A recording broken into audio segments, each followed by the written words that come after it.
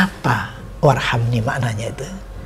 Kata Nabi, idza tanimu du'a inda riqqati fa innaha rahmah warhamni. Segera kau berdoa di saat warhamni. Ketika kau bilang warhamni, akan kerasa getaran lembut tiba-tiba dalam hati. Namanya riqqah. Di situ doa dikabulkan.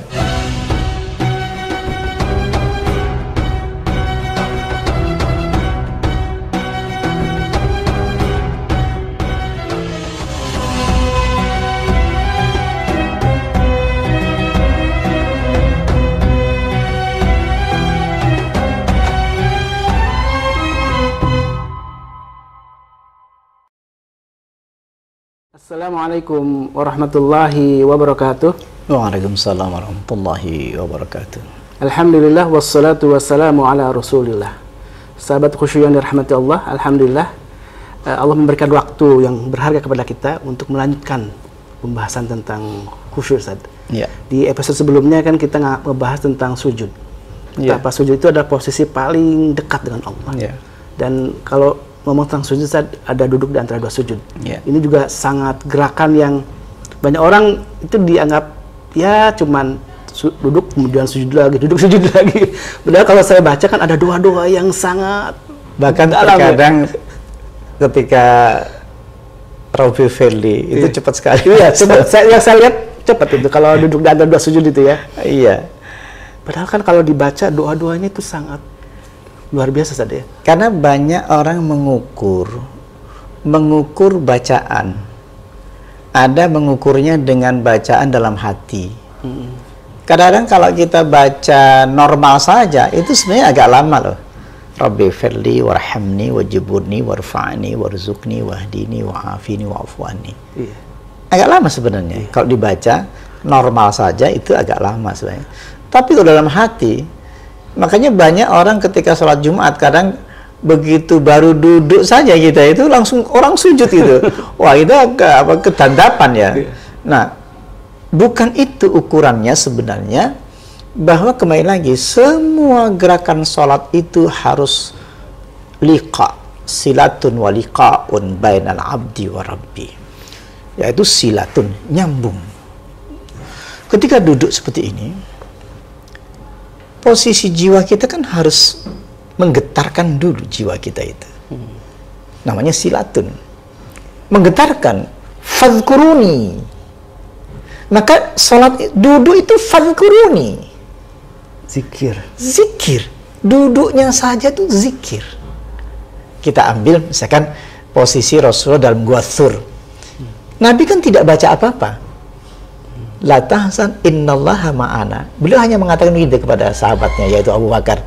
La tahzan, jangan kau sedih hati. Innallaha ma'ana. Fa'anzalallahu sakinatahu. Kan bukan bacaan sebenarnya. Maka Allah turunkan tenang dalam hati Abu Bakar. Contoh, Kang Halis, nggak usah khawatir. Allah bersama kita. Kan tidak dibaca Allah bersama kita, Allah bersama kita, Allah bersama kita, Allah bersama kita. Kan tidak begitu. Artinya diamnya duduk ketika duduk iftiras, diamnya itu adalah huwallazi anzala sakinah. Sakinah, la tahzan innallaha ma'ana. Duduknya itu ma'allah. Orang yang ma'allah, bersama Allah, maka sakinah turun. Lalu ketika sakinah turun, baru normal orang membaca Rabbi firli. Orang yang membaca Rabbi firli, orang yang mengungkapkan, saya lebih suka menggunakan ungkapan, bukan membaca. Ketika orang mengungkapkan, Ya Rabb, ampuni aku. Orang yang mengungkapkan, ampuni aku, itu pasti orang itu rendah hatinya. Hanya setan yang tidak pernah minta ampun sama Allah. Karena sombong ya. Karena sombong. Ana khairum minhu.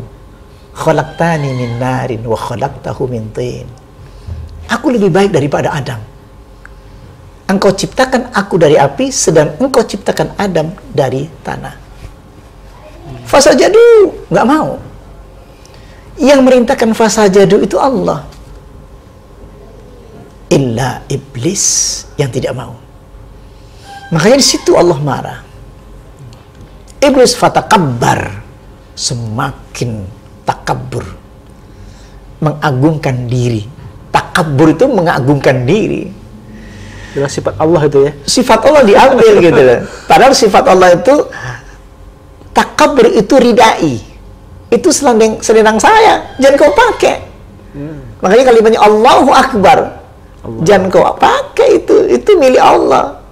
Takabur, bertakbir atas dirinya, mengagungkan dirinya. Makanya mereka iblis mengatakan ana khairum minhu. Khalaqtani min narin wa khalaqtahu min tin. Aku lebih baik dari Adam. Tanpa terasa sering kita begitu. Dan itulah orang-orang yang dilaknat ya. Iya. Sebagaimana iblis. Nah, sementara kita sholat juga, tapi Rabbi Fili gak dihayati. Seandainya kita setiap kali kita mengatakan Rabbi Fili, kita hayati dengan makna terdalam kita. Dari sini muncul, ampuni aku ya Allah. Secara pribadi kalau kita ngomong sendiri, ketika mengatakan ampuni aku ya Allah, dan itu pasti menetes air mata. Pasti mengakui segala kehilafan, kesalahan. Kadang-kadang kita sama istri, kita nggak ngaku salah, sama anak nggak ngaku salah, itu kan? Itu yang paling kuat kan, nggak mengaku salah kepada istri. Karena kita orang laki-laki kan lebih dominan, egonya lebih tinggi. Tanpa sadar kita jadi iblis di rumah tangga kita gitu loh. Tapi kalau kita mengatakan Rabbi Firli, kita baca aja nih sekarang nih, ada kelembutan, ada riqqah. Riqqah itu lembut, artinya itu di sini. Kalau saya mengatakan ampuni aku ya Allah, satu aja, saya masih menikmati kalimat Rabbi Firli. Belum yang lain nih. Oke, San. Rabbi Firli, ketika kita mengucapkan Rabbi Firli dari hati, berarti itu akan terasa ya jawaban Allah mengampuni. Ini selama ini kita ini kan gini, kita kan waktu SD udah baca Rabbi Firli, SMP bahkan kita mondok kan, itu nggak ngeh. Kenapa? Mungkin refleks yang digunakan Rabbi Firli warhamni. Jadi kadang-kadang kelewatan. Dari Rabbi Firli sampai warhamni wajibni wa'fa'ni warzuqni wahdini wa'afini wa'fu'anni, itu nggak sadar semuanya. Hanya di lisan. Di lisan. Hatinya malah mikir yang lain. Karena memang itu sudah masuk bawah sadar kita bertahun-tahun, sehingga kita tidak pernah Rabbi Firli. Makanya disebut yusalluna wa la yusallun. Kata yang menarik, bertahun-tahun Rabbi Firli tapi tidak Rabbi Firli. Tidak Rabbi Firli. Mengatakan warhamni, itu kan sudah ini. Apa sih warhamni itu gitu? Kalau Rabbi Firli kita coba barusan ya. Kita bilang Rabbi Firli saja kepada Allah langsung gitu. Itu terasa di sini ada kelembutan. Dan langsung kita melihat anak kita, istri kita langsung ngerasa sayang. Udah pasti itu. Coba Kang Haris langsung. Pasti pulang langsung kasihan anak saya, kasihan istri saya. Dan pasti meleleh air mata. Kalimat Rabbi Firli bikin meleleh air mata. Kata Rasulullah, la yalijun nar rajulun baka min khasyatillahi ta'ala. Tidak akan masuk neraka rajulun baka, laki-laki yang meleleh air mata, menangis karena takut pada Allah. Orang takut pasti Rabbi Firli loh. Iya, takut dengan siksaannya Allah, takut dengan Allahnya marah kepada kita. Kemudian Allah marah kepada kita, takut. Kemudian kita Rabbi Firli karena apa? Karena takut. Nah, kita tidak pernah takut. Makanya kita baca ini, kamu itu takut apa enggak sih Rabbi Firli gitu loh. Oh iya.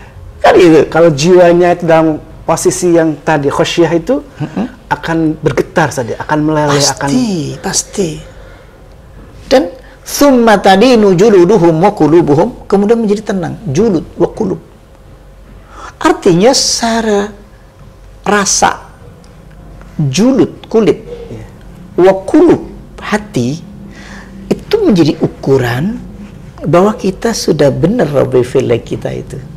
Saya ulang saja. Syukur. Julud sama hati tadi ya, ketika bergetar dan ada rasa tenang, menjadi ukuran bahwa Rabbi Firli itu diterima sama Allah. Diterima oleh Allah. Kita gini, ketika saya Rabbi Fili, saya meleleh air mata saya. Saya serius gitu loh. Allah janji, la yalijun nar rajulun baka min khasyatillahi ta'ala. Neraka itu ada dua, neraka di dunia maupun neraka di akhirat. Tidak akan masuk neraka seseorang rajulun baka, laki-laki yang menangis karena takut pada Allah. Orang yang takut pada Allah itu pasti meleleh air matanya. Dia tidak akan mengulangi lagi. Maka di saat hari ini aku tidak masuk neraka di dunia ini, maka hatiku menjadi bahagia. Neraka dunia itu berarti fujur tadi sebenarnya. Iya. Sekarang saya dikasih bahagia, kasih ketenangan.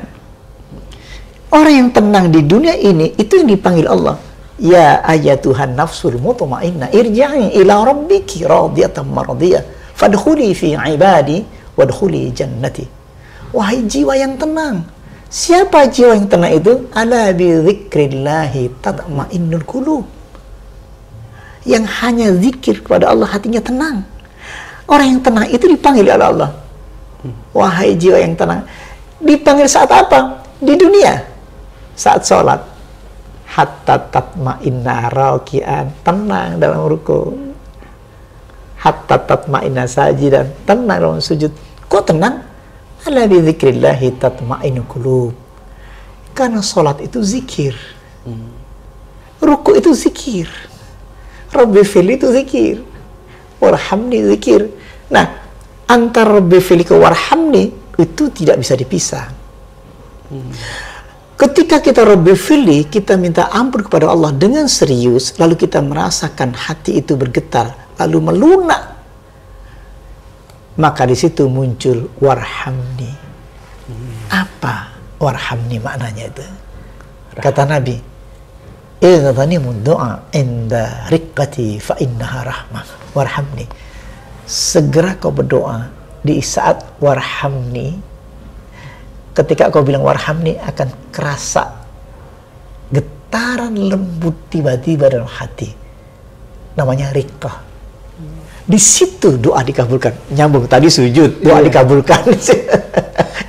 Dan itu Ustaz, itu kan diulang-ulang terus saja. Iya. Jadi ketika mungkin di rakaat pertama ini kayaknya getarannya belum biasa-biasa aja. Allah memberikan kesempatan di rakaat kedua untuk melakukan itu lagi ya. Rabbi ighfirli warhamni gitu. Nah, kita sambungkan antara Rabbi firli dan warhamni ini. Rabbi firli ketemu kan tadi orang yang bisa mendapatkan getaran lembut ketika dia minta ampun kepada Allah. Ini deh, kerasa nggak ketika kita kepada ibu kita, kita pasti ngalami kesalahan yang berat, banyak kesalahan kita, tidak bisa membahagiakan orang tua. Kita nikah langsung lupa sama ibu kita. Artinya lupa itu belum ngapa-ngapain kita udah nikah gitu loh. Belum sempat kita membahagiakan, kita sudah nggak sempat bahagia, kita sudah ingin membahagiakan anak dan istri kita. Rasa-rasanya di sini, rasa-rasanya kok ada yang salah gitu kan. Perhatian kita kurang sama sekali. Lalu ketika kita mengatakan kepada ibu, ketika kita datang ke ibu dan kita minta maaf atas itu, maka ketika ibu kita merasakan nggak apa-apa, perjalanan hidup kamu harus estafet dalam hidup ini. Ketika ibu mengatakan itu, nggak apa-apa, aku maafkan semua, kamu tidak punya dosa, tidak punya salah kepada ibu. Apa yang kita rasakan? Meleleh air mata kita itu, menangis. Ternyata ketika kita minta maaf kepada ibu, muncul kelembutan hati disebabkan ampunan, maaf dari ibunda kita itu. Meleleh air mata kita, itu menjadi lembut, rasain. Lembut. Sama ketika bilang kepada Allah, ya Allah, maafkan saya. Pribadi kita minta maaf kepada Allah. Tidak ada yang tahu.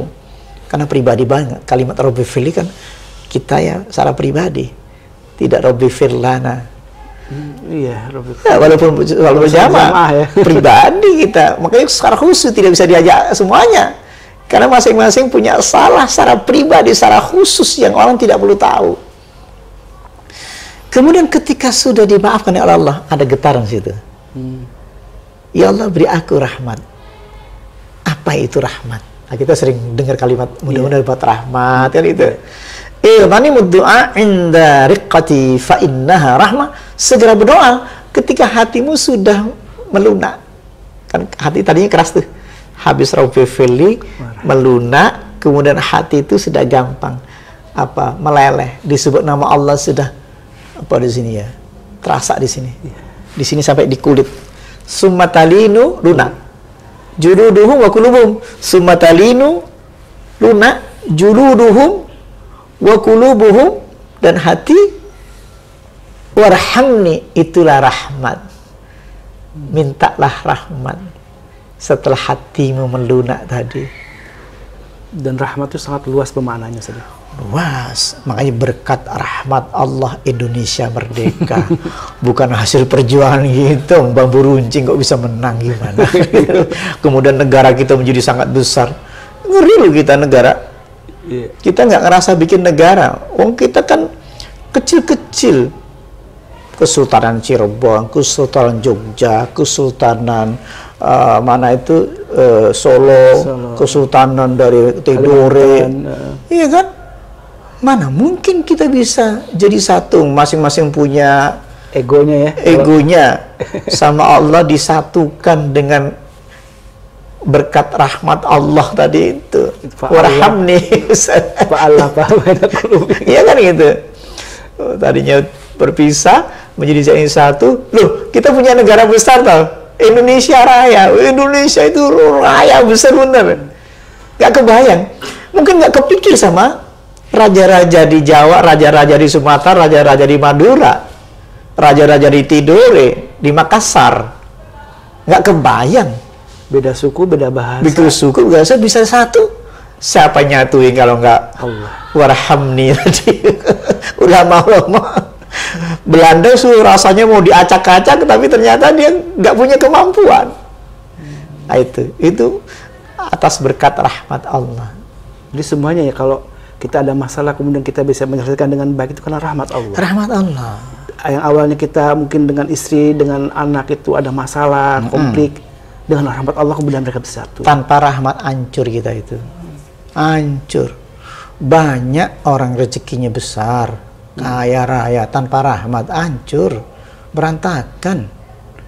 Karena nggak ada kelembutan dalam hati. Tidak ada rikah tadi. Itu. Masya Allah, Ustaz. Lanjut doa yang selanjutnya setelah warhamni apa lanjut? Wajuburni. Makna wajuburni itu kan sebenarnya kan di cover ya, ditutup.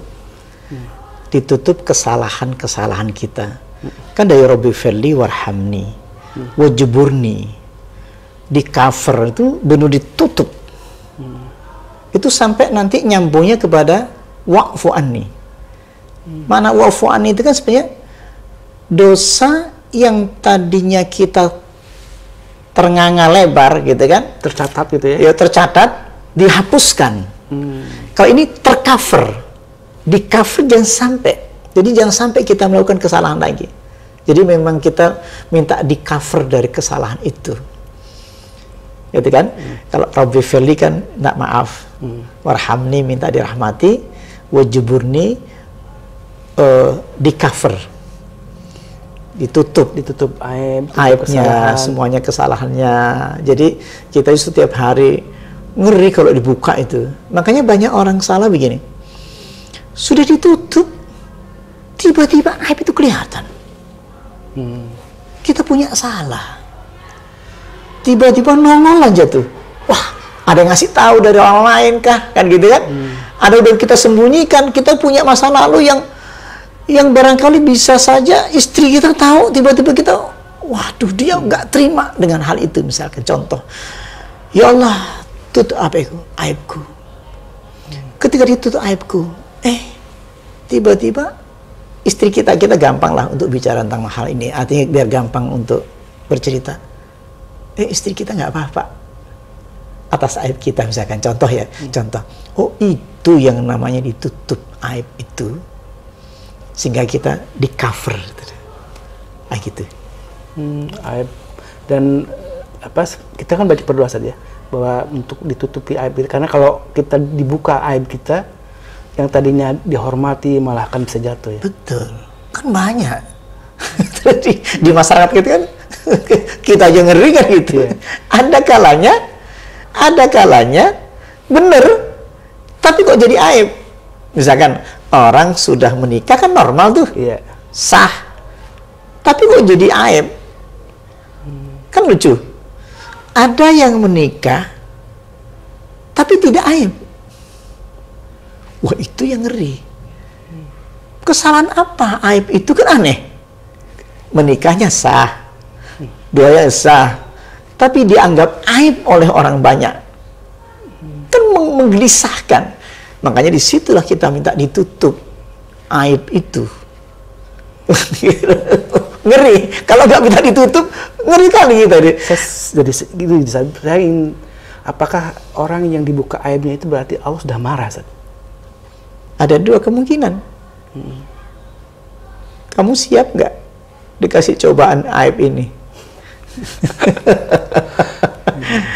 Jika ia menerima, tentu akhirnya ditutup dan tidak ada apa-apa. Aku pengen tahu bagaimana imanmu, ku buka aibmu. Iya kan? Iya. Banyak orang dibuka aibnya, tapi kalau dia ikhlas, bisa saja aku rela karena ini barangkali ada kesalahanku dalam hidupmu, aku menerima atas kesalahan ini. Walaupun aku mengatakan tutup aibku, tetap aja namanya ditutup walaupun dibuka.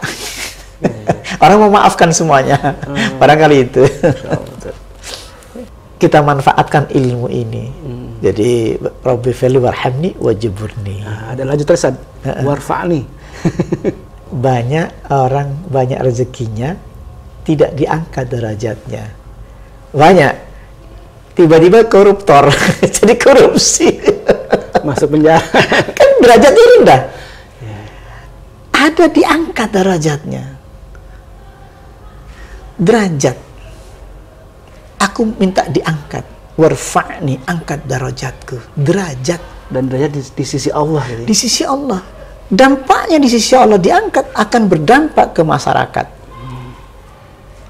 Banyak ulama yang tidak punya apa-apa tapi derajatnya terangkat, ilmunya terus. Ibnu Qayyim, Al-Ghazali sudah berabad-abad ya. Berabad-abad. Ilmunya masih sampai sekarang. Coba kalau kita harta, habis ya? Habis. Ilmu itu derajat. Angkat derajatku. Yang aku ingin, kan waktu saya sebentar banget hidup saya. Kalau sekarang saya umur 55 tahun sekarang. Kalau saya harus tambah 5 tahun, itu kan 60 tahun misalkan saya. Semoga Allah memanjangkan usia Ustaz. Misalkan anggaplah panjang gitu ya, hanya 5 tahun. Apa yang saya tinggalkan? Yeah. Ilmu ini harus mengalir.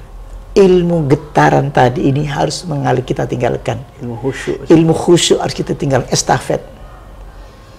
Kan? Para ulama di Jawa estafet sampai ke kita. Dari sebelumnya Al-Ghazali, sebelumnya kan semuanya. Syekh Al-Qahtani, kemudian Syekh Al-Baghawi, semua syekh-syekh yang kita baca kitab-kitabnya, itu kan nggak ketemu orangnya. Yeah. Tapi kita sudah pegang semuanya. Ini nyampe ke saya ini. Kita nggak kenal wajahnya seperti apa. Al-Ghazali kita nggak kenal wajahnya seperti apa. Tapi ilmunya sampai. Sahabat Nabi kita nggak kenal, ilmunya sampai kepada saya. Sampai ini akan nyampe lagi. Nah itu barangkali. Jadi warfa'an itu lebih ke arah tadi derajat ilmu saja. Sebenarnya dimaknainya. Iya, derajat ilmu yang akhirnya bermanfaat sampai lama. Gitu kan? Sampai lama. Kita tinggalkan. Kita nggak mungkin hidup sepanjang tahun gitu, sepanjang umur kita ini. Tapi ilmu itu yang akan. Makanya pendek umur kita ini. Apa yang kita tinggalkan? Ilmu. Masya Allah, Ustaz. Jazakallah, Ustaz. Afwan ya. Sahabat khusyuk yang dirahmati Allah, itulah doa-doa yang kita baca dan seringkali kita baca tapi lupa dan tidak memaknainya, tidak menghayatinya. Semoga setelah dijelaskan oleh Ustaz tadi kita semakin menghayati dan khusyuk kita semakin bertambah tentunya dengan pertolongan dari Allah Subhanahu wa taala. Amin, amin. Wabillahi taufiq wal hidayah. Wassalamualaikum warahmatullahi wabarakatuh.